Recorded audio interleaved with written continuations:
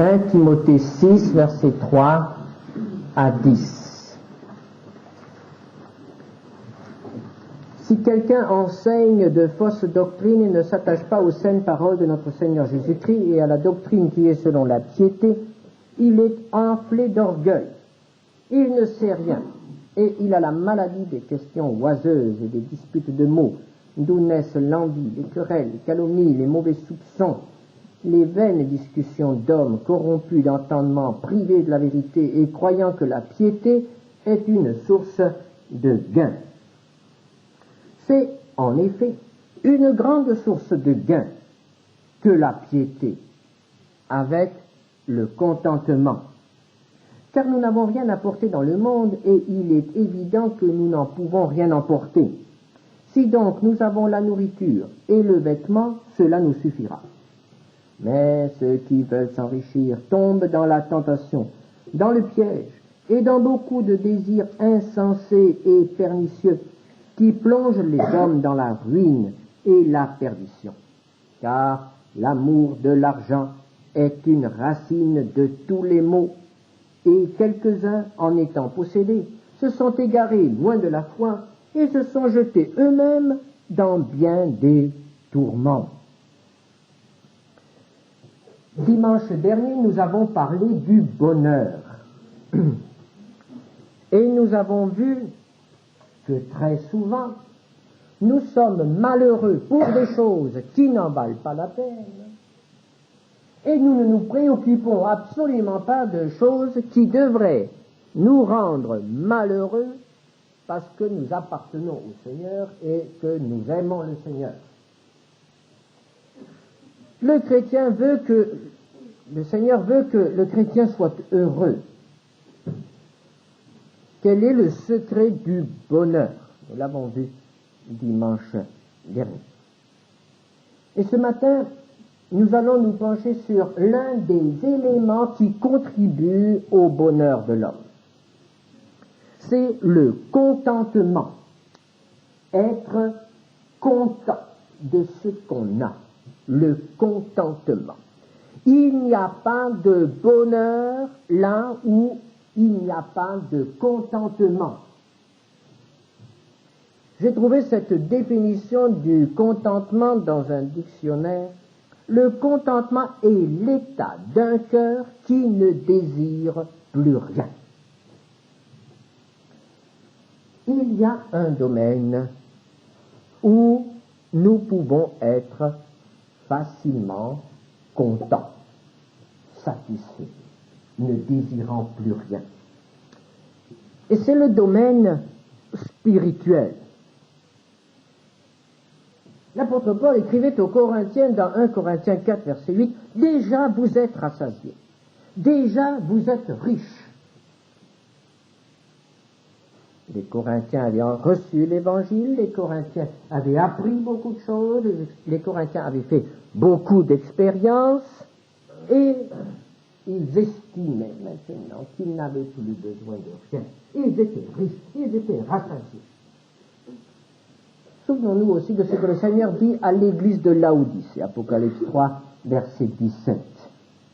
Tu dis, je suis riche, je me suis enrichi, je n'ai besoin de rien. Et tu ne sais pas que tu es malheureux, misérable, pauvre, aveugle et nu. Le contentement spirituel. Le contentement dans le domaine de la recherche biblique, le contentement dans le domaine de la prière, combien cela est dangereux et combien cela est fréquent. Combien de chrétiens sont satisfaits de leur état spirituel? Ils ont atteint un certain niveau et ils n'aspirent pas à aller plus loin, ils n'aspirent pas à progresser avec le Seigneur. Cela est extrêmement dangereux. Parce que cela dénote l'orgueil spirituel. On pense être arrivé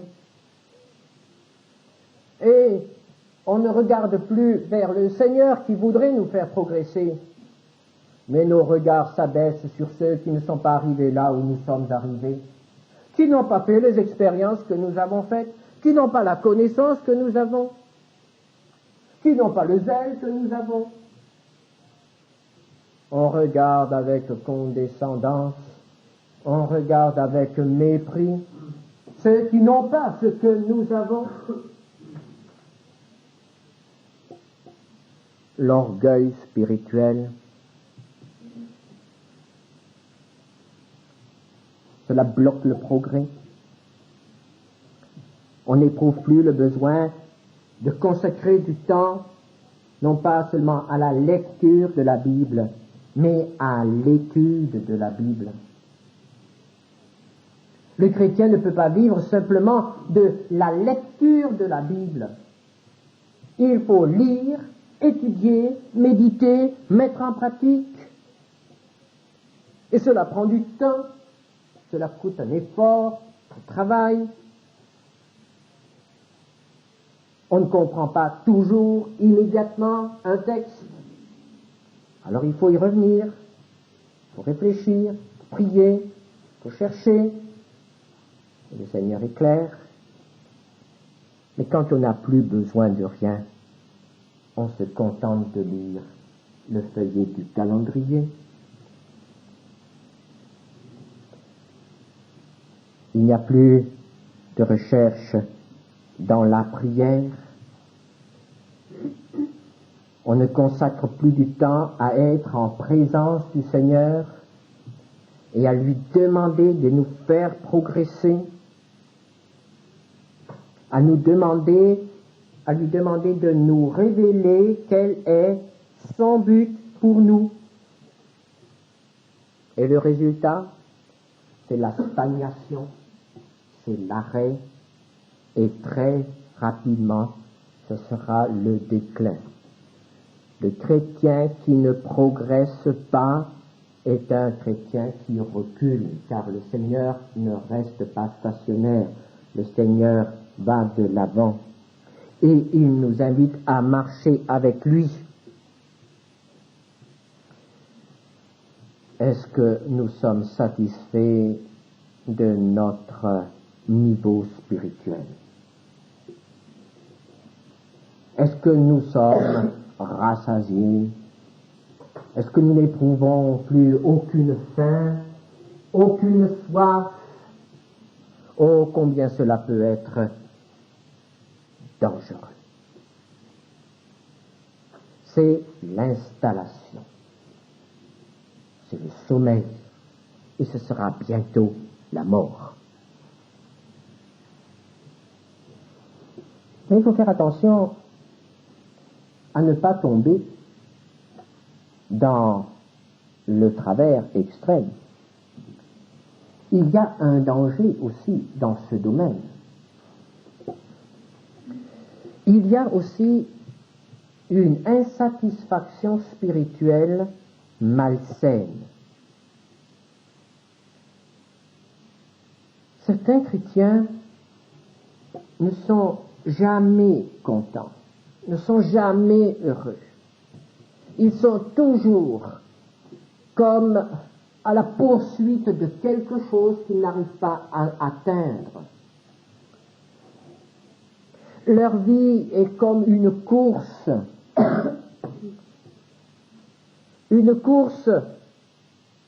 dont on n'atteint jamais le but.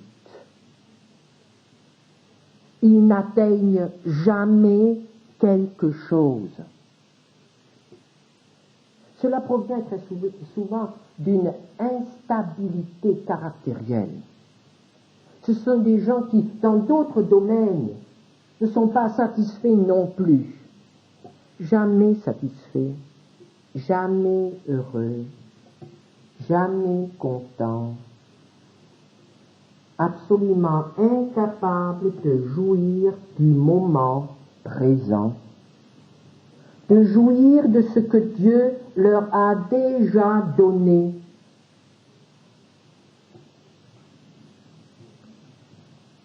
Ces chrétiens-là ne connaissent pas la joie. ne connaissent pas le repos. Ce sont des âmes tourmentées qui s'épuisent à courir après un but qui court plus vite qu'eux, qui s'éloigne à mesure qu'ils veulent l'atteindre. Oh, nous rencontrons parfois de ces âmes tourmentées. Cela non plus n'est pas selon la volonté de Dieu. Dieu ne veut pas que notre vie soit une course épuisante. Nous ne trouvons pas cela chez les apôtres. Vous me direz, oui, mais Paul, quand même, Paul disait, je n'ai pas atteint le but. Paul disait, j'oublie ce qui est en arrière et je marche, je cours vers l'avant. Paul disait qu'il courait. C'est vrai. Et quelques versets plus loin, il pouvait dire dans Philippiens 4, verset 18, j'ai tout reçu, je suis dans l'abondance. L'apôtre Paul, quand il courait, n'était pas insatisfait. L'apôtre Paul courait parce qu'il savait qu'il y avait encore un chemin à parcourir. Mais l'apôtre Paul n'était pas un mécontent. L'apôtre Paul ne méprisait pas en quelque sorte l'état spirituel dans lequel il se trouvait au moment où il parlait. L'apôtre Paul appréciait à sa juste valeur les dons que Dieu mettait à sa disposition au moment présent. Et ce qu'il avait le poussait à aller plus loin. Nous ne voyons pas dans les Écritures les apôtres se plaindre de leur mauvais état spirituel. Vous me direz, ce sont des apôtres.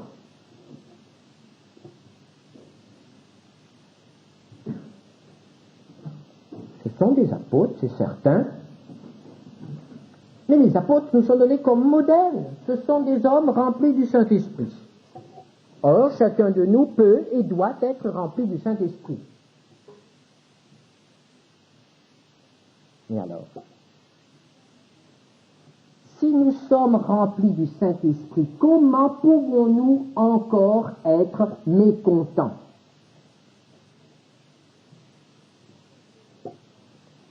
Car être content, c'est être rempli. C'est le même mot.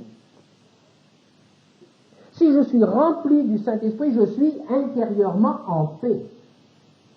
Et nous sommes penchés cette semaine sur un beau psaume. Je vais le relire. Psaume 131. De David. Éternel, je n'ai ni un cœur qui s'enfle, ni des regards hautains. Je ne m'occupe pas des choses trop grandes et trop relevées pour moi. Loin de là, j'ai l'âme calme et tranquille. Comme un enfant sevré qui est auprès de sa mère, j'ai l'âme comme un enfant sevré. David était rassasié.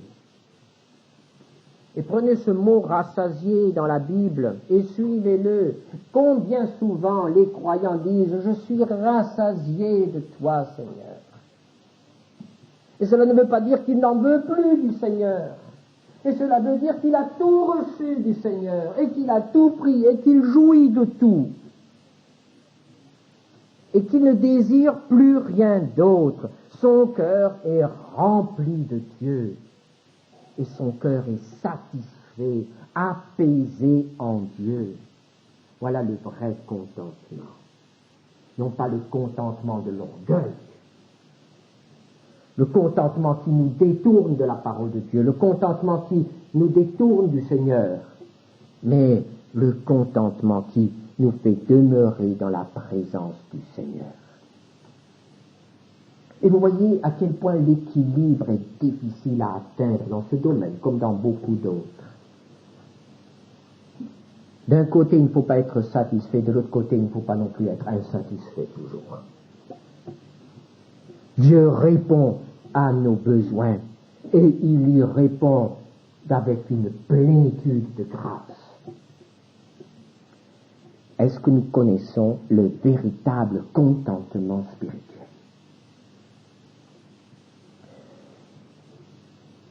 Mais il y a aussi l'autre contentement.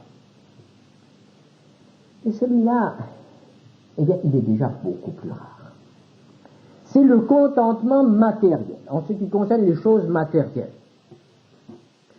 Il faut dire que l'époque dans laquelle nous vivons ne facilite absolument pas les choses. Actuellement, le mécontentement est semé, cultivé. On enseigne déjà dans les écoles, à nos enfants, dans les lycées, dans les facultés, aux étudiants, on leur inculque le mécontentement. Je me demande s'il y a aujourd'hui beaucoup d'enseignants qui apprennent aux enfants à être contents des privilèges qu'ils ont dans notre pays. C'est le contraire qui se passe. On est mécontent et on donne à nos enfants et à nos jeunes toujours davantage de raisons d'être mécontents. Le mécontentement est aujourd'hui ensemencé par tous les moyens, que ce soit par la littérature, par la presse, par la radio, par la télévision, par n'importe quoi. La publicité, n'en parlons pas. Tout cela sème le mécontentement dans le cœur des petits et des grands.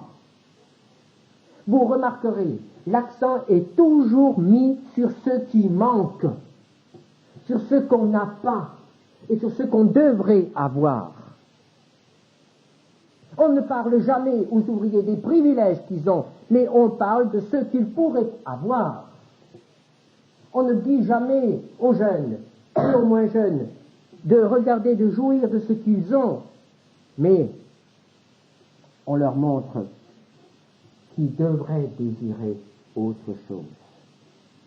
Chaque affiche dans la ville nous fait désirer quelque chose. Nos besoins sont artificiellement suscités, multipliés, gonflés à l'extrême. Il suffit de s'arrêter devant quelques panneaux publicitaires.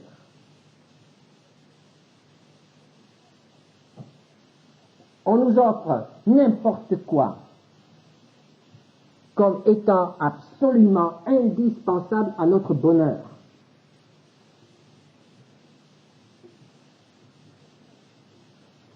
Il suffit d'entendre certaines publicités à la radio. C'est proprement scandaleux. Le bonheur peut dépendre d'une savonnette.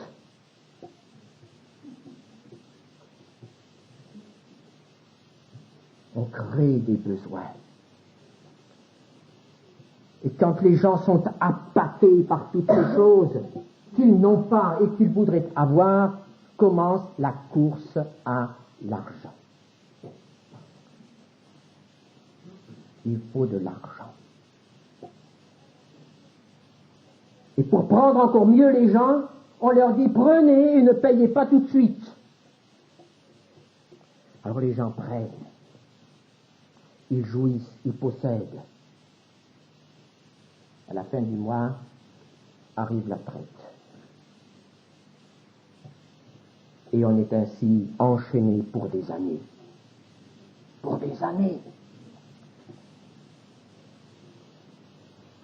Et alors on commence à travailler pour rembourser. On ne travaille plus pour vivre, on travaille pour rembourser. Et c'est ça la grande préoccupation, rembourser, rembourser, rembourser. Comme nos besoins ne sont pas apaisés, il faut encore autre chose. Alors qu'est-ce qu'il faudra? Il faudra plus de salaire. Il faudra moins dépenser dans d'autres domaines. Et toujours, tout est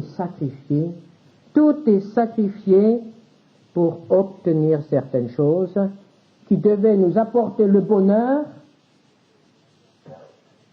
et on constate après qu'ils ne nous ont pas apporté le bonheur, mais qu'ils ont fait de nous des esclaves.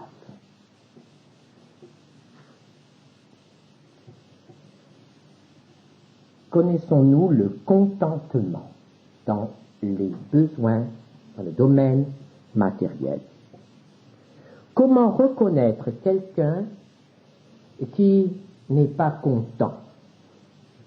Jude, au verset 16 de son épître, nous décrit ces gens.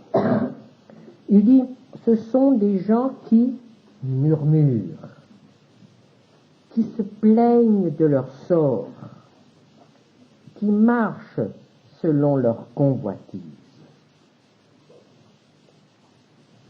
Des gens qui murmurent. Vous en connaissez?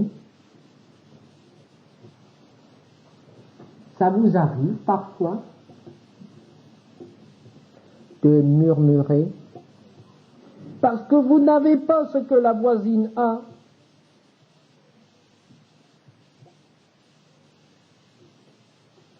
Oh, comme cela peut nous empoisonner la vie.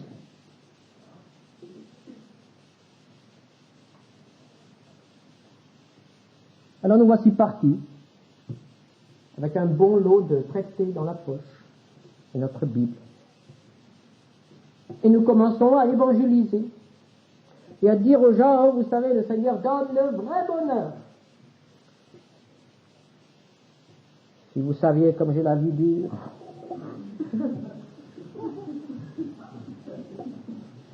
si vous saviez comme j'ai de la peine, est-ce que ça marche, ça? Ça ne marchera jamais. Les gens n'ont pas besoin d'entendre vos murmures et vos plaintes, ils ont besoin d'entendre l'Évangile. Et dans l'Évangile, j'ai trouvé que Dieu rassasie et donne un cœur content. Psaume 145, verset 16. Tu ouvres ta main et tu rassasies à souhait tout ce qui a vie.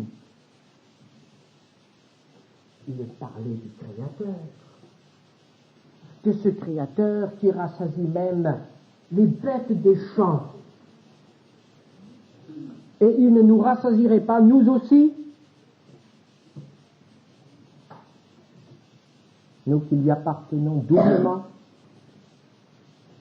Et Jésus a dit, dans Jean 10, verset 10, qu'il est le bon berger, et voilà ce qu'il ajoute, je suis venu afin que les brebis aient la vie et qu'elles soient dans l'abondance. Nous avons entendu qu'elles soient dans l'abondance.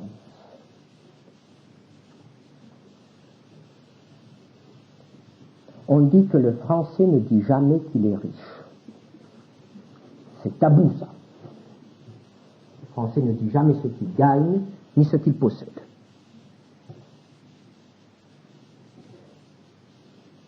Et les chrétiens français, est-ce qu'ils disent qu'ils sont dans l'abondance? Ça vous arrive de le dire, ça? J'avoue que moi, rarement. Rarement. Et pourtant, est-ce que le Seigneur dit vrai ou est-ce qu'il nous trompe? Est-ce qu'il nous donne cette abondance de la vie? Je ne dis pas abondance des biens matériels, c'est pas question de ça. Mais cette plénitude spirituelle, cette abondance spirituelle, qui nous permet aussi de valoriser le peu que nous avons dans le domaine matériel, parce que c'est avant tout une question spirituelle. Quand mon cœur est dans l'abondance avec le Seigneur, n'importe quel objet, si pauvre soit-il, si petit soit-il, a une grande valeur pour moi s'il m'est donné par lui. L'abondance. Des chrétiens qui murmurent, des chrétiens qui se plaignent, des chrétiens qui affichent une certaine pauvreté, alors qu'ils sont riches, déshonorent le nom du Seigneur. Est-ce que nous sommes des chrétiens qui murmurent? Alors si nous sommes des chrétiens qui murmurent, cela ne prouve pas que nous sommes pauvres matériellement, mais cela manifeste aux yeux du monde que nous sommes pauvres spirituellement. Car le chrétien rempli du Saint-Esprit ne murmure pas.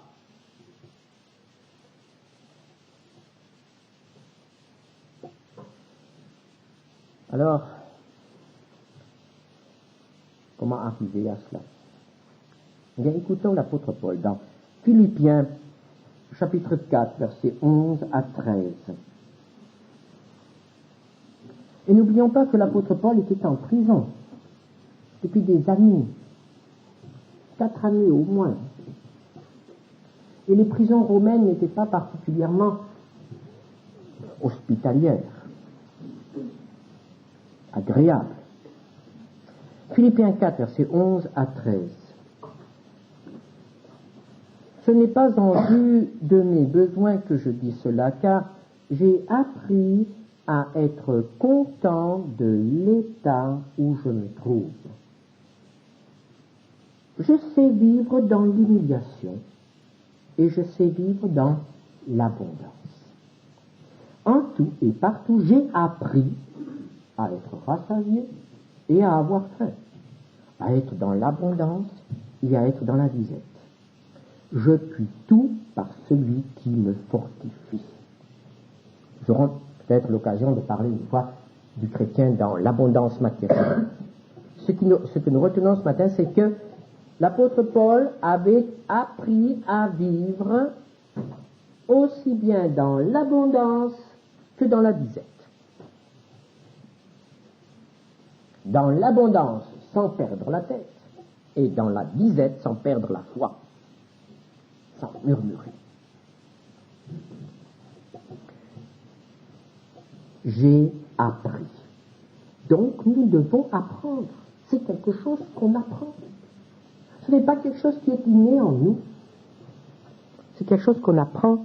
Alors il faut se mettre à l'école pour apprendre. Et il y a des choses que nous devons apprendre. Nous devons d'abord apprendre à contrôler nos besoins.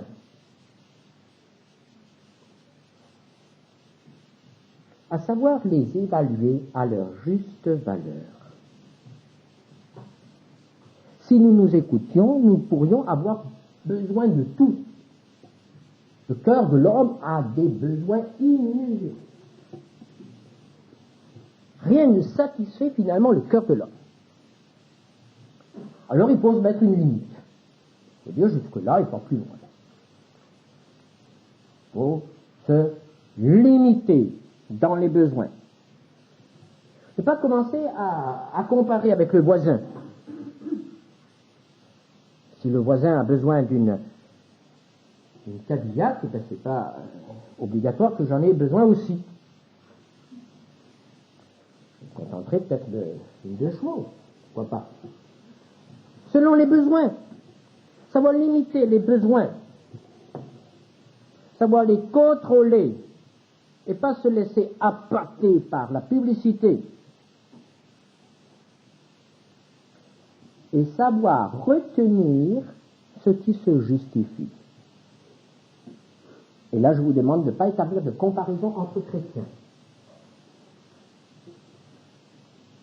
Certains ont tel besoin et d'autres en ont d'autres.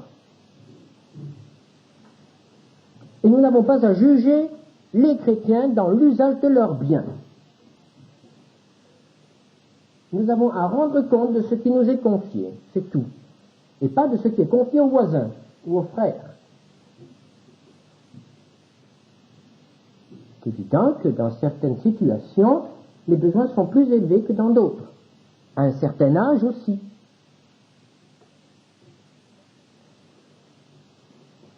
Maintenir ce qui se justifie. Nous devons aussi apprendre à ne pas nous laisser entraîner par la convoitise. N'oublions pas que dans les 10 commandements, il y a aussi « tu ne convoiteras point ». Si je convoite, c'est un péché. Nous devons apprendre cela et nous appliquer à contrôler ces choses.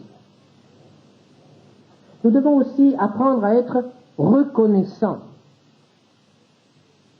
C'est ce qui manque le plus souvent.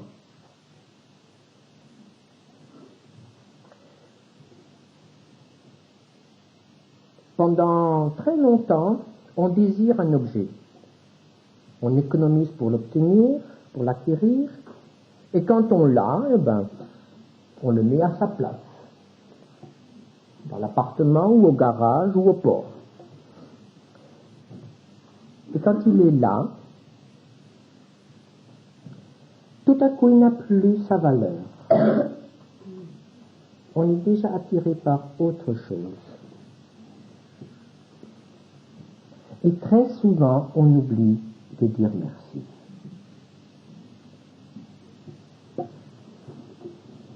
Et on oublie que si finalement on a pu l'acquérir, c'est bien parce que Dieu nous a donné les moyens de l'acquérir. Vous me direz, mais je travaille, c'est mon argent. C'est Dieu qui donne. C'est Dieu qui donne le travail, c'est Dieu qui donne la santé, c'est Dieu qui permet que nous puissions économiser de l'argent parce qu'il y a bien des choses qui pourraient arriver qui nous font dépenser l'argent sans qu'on le veuille. Si nous arrivons à acquérir quelque chose, c'est vraiment un don de Dieu.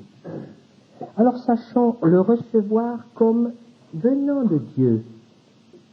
L'apôtre Paul disait dans 1 Timothée 6, verset 17, « Dieu nous donne avec abondance toutes choses pour que nous en jouissions. » Il est permis de se réjouir de quelque chose. Et il est surtout permis d'être reconnaissant. L'apôtre Paul disait aux Colossiens, au chapitre 3, verset 15, « Soyez reconnaissants. » C'est ce qui manque le plus souvent dans la vie des chrétiens.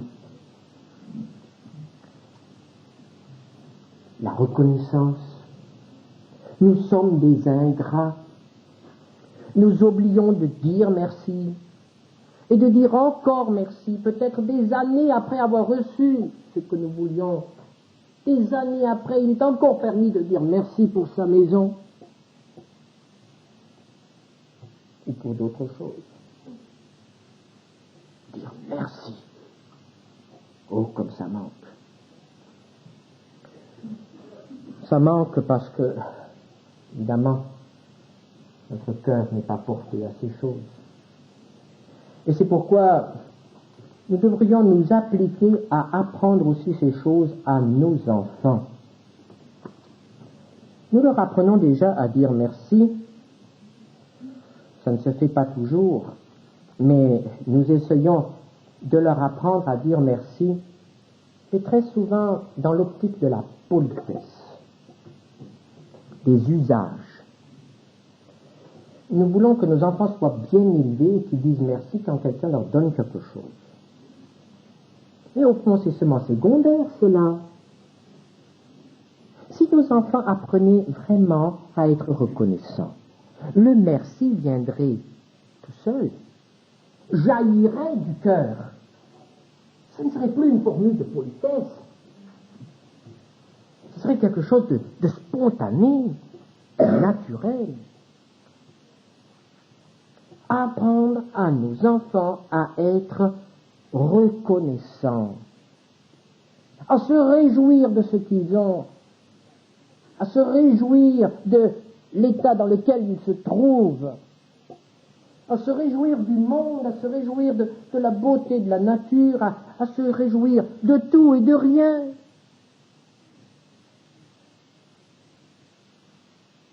Comme de petites choses peuvent avoir leur importance. Il m'est arrivé plus une fois de remercier Dieu avec vraiment reconnaissance pour un verre d'eau. Quand le Seigneur permet que nous soyons dans une situation où on ne trouve plus d'eau, soudain l'eau devient précieuse, plus précieuse que beaucoup de choses. Et peut-être que la situation actuelle dans le monde, avec ce message de pénurie, d'épuisement des biens naturels, vont forcer les hommes à être tout à coup reconnaissants pour des choses qui leur semblaient tout à fait secondaires. Le Seigneur disait à son peuple dans Ésaïe 48, verset 18, « Oh, si tu étais attentif à mes commandements, ton bien-être serait comme un fleuve et ton bonheur comme les flots de la mer. » Dieu veut que nous soyons heureux.